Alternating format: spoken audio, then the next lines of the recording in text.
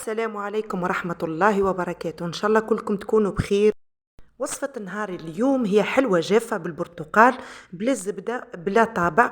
راح تتحصل على أحلى حلوة جافة تحطيها مع قهوة الصباح ولا يدوها ولادك معاهم للمدرسة كلمجة. راح تكون من أروع الحلويات اللي تحضريها في المنزل بمقادير بسيطة. خليك معي لآخر الفيديو وراح تشوفي طريقتي في تحضير حلوة جافة بالبرتقال. نقولوا بسم الله ونبداو في تحضير حلوتنا لنهار اليوم. المقادير لهنا راهي مقادير مضبوطة البنات. راح ناخذ كيس بيض ونحي منه صفار، يعني هنا انا حسب حجم البيض خذت لي 4 بيضات، نحيت الصفار بجنب. ناخذ كيس زيت وكيس الا ربع سكر عادي، يعني السكر المبلور العادي.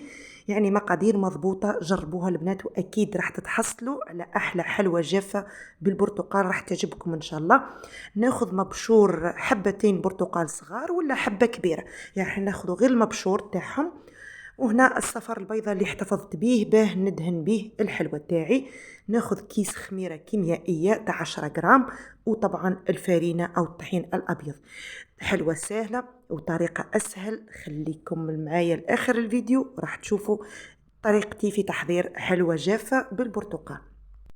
طبعا البيض يكون بدرجة حرارة المطبخ، هكا الحلوة تاعنا تكون هشيشة وطرية. نحطوا البيض هنا في إناء اللي راح نخلطوا فيه، نحطوا فيه كاس إلا ربع من السكر، يعني كاس بيض كاس إلا ربع سكر، كاس معمر زيت الطعام أو الزيت النباتي. نحطوا كل المقادير مع بعضها البعض. إذا تحطيهم في البيترا تكون أحسن وتكون تختصري الوقت، يعني خاصة صاحبة المشاريع.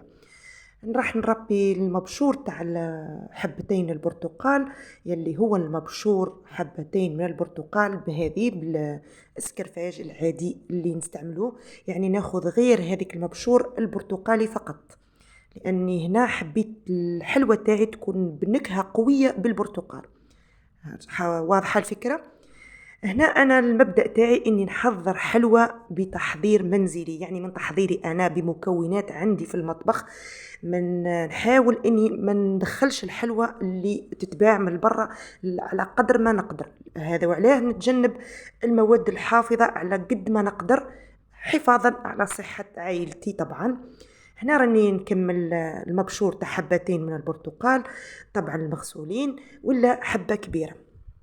بنوتات المبتدئات اللي معايا في القناة نقولكم طبقوا الوصفة بالمقادير هذه، راهي مقادير مضبوطة، أكيد راح تنجحوا فيها وتتحصلوا على أحلى حلوة جافة بالبرتقال.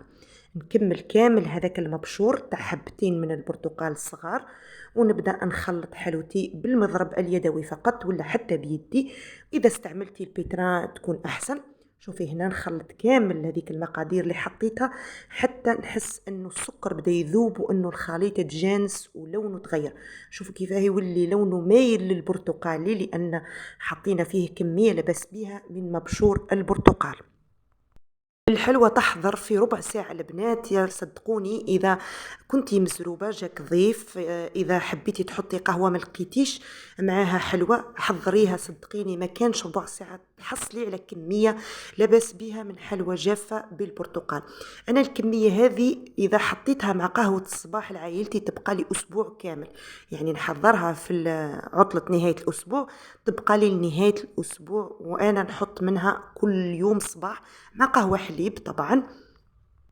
نحاول نشارك مع البنوتات اللي راهم مبتدئات معايا كل التفاصيل اللي يتعلموها في حياتهم. حطيت قرصة ملح هنا البنات، ذكرتها قرصة ملح باه نعزز ذوق الحلوة تاعي. يعني دايما ادوا النصائح اللي تكون كاينة في الفيديو، اكيد راح تعتمدوها في حياتكم وراح توفر عليكم الكثير. سواء تكوني امرأة عاملة ولا ماكثة في البيت، اكيد راح تدي من عند هذه فكرة ومن عند هذه نصيحة، ورايحة تحسني من روتين حياتك اليومي. نضيف الفرينة لهنا عندي رطل وزوج مغارف دات لي رطل الفرينة، يعني 500 غرام. نحط كمية الأولى، نضيف عليها كيس الخميرة الكيميائية الكيس كامل، نخلطهم شوية بهذا المضرب اليدوي ومن بعد نستعمل يدي. طبعا في تحضير الحلويات في الاول كون نستعمل في مضرب يدوي ولا كهربائي، ومن بعد لازم نستعمل يدي باه نعرف قوام العجينه والقوام تاعها. هكا البنات غير تتجمع معايا، نضيف الكمية الثانية من الفرينة ونبدأ نخلطها ونعجنها بيدي حتى نتحصل على عجينة متوسطة القوام، تكون القوام تاعها تشبه القوام تاع حلوة الطابع ولا الكروكون، تكون يابسة عليها شوية البنات، ما تكونش طرية كيفها. هنا راح نستعمل يدي طبعا، وتشوفوا كيفاه القوام اللي تحصل عليه. شوفوا اليد اللي راني نخدم بها تبان لكم راهي مازالت طريه ومازالت تتلصق، ولكن كي نحب نتستي العجينه تاعي ولا نختبرها نستعمل يدي الناشفه كي ما تتلصقش معايا، يعني هذا هو القوام اللي حبيت نتحصل عليه. نجيب البلاطو تاعي اللي راح ندخله للفرن، ندهنه بقليل من الزيت ولا نحطه فوقه الورق الطهي، يعني كل الطرق راح تجيب معك نتيجة مليحة. ونبدأ بتشكيل الحلوى تاعي كيما ذكرت في أول الفيديو أنه ما نستعملش حتى طابع وحتى آلة في الحلوى هذه، غير بيدي. ناخذ ملعقة من العجينة، يعني الملعقة هي اللي راح ناخذها كمقدار، ونشوف عيني ميزاني. لازم الكرية تاع العجين هذه تكون بحجم حبة الجوز، ها هي هنا تكون كبيرة شوي، نقصت منها نوعا ما. إذا بنوتة مبتدئة حبيتي ديري الحبات كامل على ميزان، استعملي الميزان، وزنيها 30 غرام راح تكون معك، هذاك هو الحجم. هنا نثقب العجينه كيما راكم تشوف، ما نبسطهاش البنات، ما نبسطوهاش، نخلوها هكاك كريه. نحطوا صبعنا في الزيت ونديروا لها ثقب في الوسط، ثقب واسع نوعا ما، لانه فيها الخميره، وكي نحطوها في الفرن اكيد راح يتبدل الحجم. نكمل كامل الكريات اللي عندي. شوفي كيفاه الفكره، شفتيها البنات؟ هذه هي كيفاه طريقه التشكيل. ناخذ صفار البيضه اللي خليته في اول التحضير، نضيف عليه عصير نصف حبة برتقال، هذوك الحبات الصغار اللي برشناهم، ونخلطهم مليح بالشوكة هنا باه نحي ريحة البيض، ونزيد نكه البيض بالبرتقال، وتكون الحلوة تاعي 100% بطعم البرتقال.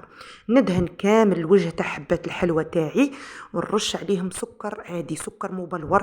يعني شفتوا البنات مقادير بسيطة ومقادير كاينة في كل مطبخ. حضرت أحلى حلوة بالبرتقال. استغلوا الفرصة بما أنه موسم البرتقال، استغلوه، حضروا به وصفات في المطبخ لأبنائكم ولعائلتكم. هاهي ندهنها غير هكا كيما تعرفوا أنه ندهنوا أي حلوة. نرشيتها بسكر عادي، إذا حبيتي ترشيها بحبيبات ملونة، إذا حبيتي ديري عليها مبشور شوية تاع برتقال، يعني رشات قليلة خلاص تاع مبشور البرتقال. أنا هنا هذه اللمسة اللي درتها الحلوة تاعي، ونحطها في الفرن على درجة 180 درجة حتى تاخذ لون محمر من التحت، نشعل لها من الفوق تاخذ لون بني فاتح، ونخرجها. الحلوة تاعي راهي حاضرة، حلوتي الجافة بالبرتقال راهي واجدة. شوفوا الشكل تاعها، شوفوا يعني شكلها رائع. حلوة جافة نقدمها لعائلتي في فطور الصباح ولا قهوة العشية، تحضر في دقائق. هذه أهم حاجة، والأهم من هذا الكل أنها حلوة بتحضير منزلي، يعني مكونات متواجدة في كل مطبخ. نتمنى أن الفيديو عجبكم وأنه الوصفة عجبتكم. ما تنسوش جامل الفيديو هكا القناة تكبر بيكم وبدعمكم. إذا عندكم أي اقتراح خلوه لي في التعليقات، أكيد راح نصور لكم الوصفة اللي حبيتوا أني نقدمها لكم. وفي الأخير ما علي غير نقول لكم دمتم في رعاية الله وحفظه، إلى اللقاء.